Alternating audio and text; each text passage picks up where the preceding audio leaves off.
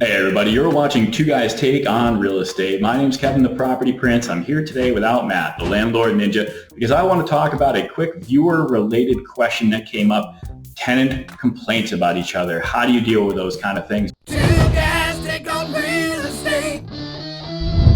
Well, I got three things I'm going to go over real quick for you, and I think the third one's going to kind of surprise you, a little bit shocking about what I'm going to say. Don't skip ahead. You got to watch the whole thing, and while you're watching, please click that subscribe button and maybe share it to a few people as well. Let's jump right in with number one. First thing I'm going to say is make sure you're setting the tone at the beginning of your tenancy to let them know you're not their babysitter. Seriously, it's sad that you have to do this kind of stuff, but tenants will absolutely gossip and make a whole bunch of dumb little complaints all the time about non-essential issues, things you don't need to be involved in or really aren't real complaints. You should not be their sounding board for any complaints that they have. So make sure that you understand you're not their babysitter for these issues and invite them to be part of the solution to these issues. So anytime they have a problem with their neighbor, the first thing you should be doing is saying, oh my gosh, what did your neighbor say when you brought that to their attention? You got to assume, of course, that they went and had communication with their neighbor and that didn't work out, and that's why they're calling you. So make sure that they understand they need to be part of the solution. You're not the babysitter for every little dumb thing that they have to do with their neighbors, and make sure that they follow your process to report this kind of stuff. That brings us to the second point, which is to basically say, you got to put this stuff in writing. A lot of these folks will catch you at Walmart. They'll stop into your office. They'll pick up the phone and call every time something annoys them. And that's all great and all, but you should have a process just like you do for maintenance reporting. Make sure you're following that process. So thank them very much. Listen, I appreciate you bringing that to my attention. You do me a favor, follow our process, put it in writing like you do with everything else that you have to do. We'll be happy to look into it. When you put it in writing, what you need to do is please include any documentation you have, police reports, videos, pictures, anything about the issue that they're complaining about should all be summarized, included in the tenant behavior complaint report, and then ask them specifically, what would you like me to do about this? How can I help you? That is a great way for people to understand that you don't have a magic, landlord wand that you can just wave and solve all of their problems. How can I help you with this? What would you like to see happen next?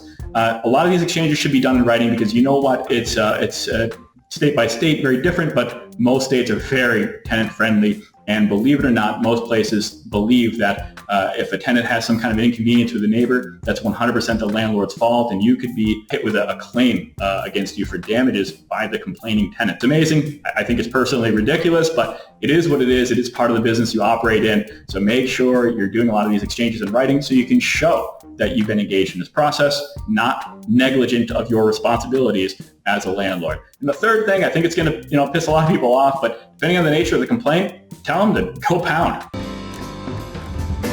That's just not what you're there to deal with. Absolutely call somebody else. Are you crazy? I don't want to hear about this. I'm not doing a thing about it. Maybe I don't mean to have that be taken completely literal, but seriously, depending on the nature of the complaint, you hear all sorts of stuff. Guy next door is a drug dealer. He's a gang member. They got guns. They've been shooting in the air, whatever it might be. Sometimes, believe it or not, the landlord is these people's first call about hardcore criminal activity. And they expect you to, I don't know what they expect, right? Ask them, I guess. But geez, first thing I said, well, what did the police say when you called them? Well, I didn't call the police. Well, why the hell are you calling me? I don't have a badge. I'm not running over there with my bulletproof vest to deal with a drug dealer, a gang member, or a guy who's having a shootout. Absolutely not. Call 911. Obviously, I'm not saying we're going to abandon the issue completely, but they should be directed to call the appropriate people for the appropriate kind of complaints, obviously. But it's not obvious to everybody, so you need to make sure if somebody's bringing you an issue to you that you're not responsible or skilled to resolve, then direct them to the people that would be, in this case, law enforcement. So we get this complaint a lot. We get criminal complaints a lot. Maybe they're valid, maybe they're not. Maybe they're just exaggerated, complaints that are being filed by somebody that got pissed off by the neighbor. So now the neighbor is just making up all these wild accusations. That's why law enforcement does their job. They'll investigate the issue. You should absolutely make sure, in writing especially, that you're documenting that you are willing to be part of any of this. So, you're willing to be informed and stay involved in the investigation process, any arrests, any police reports, and take whatever appropriate action as a result of that. And then you can also, again, ask the complaining tenant, what can we do? Are you looking to move? Is that what the issue is? How can we help you exactly in this situation? And work with them to resolve it that way. But just because they're making a complaint and bringing something to your attention doesn't mean you need to jump in your car and go running right over there, especially if it's something that is supposed to be dealt with law enforcement.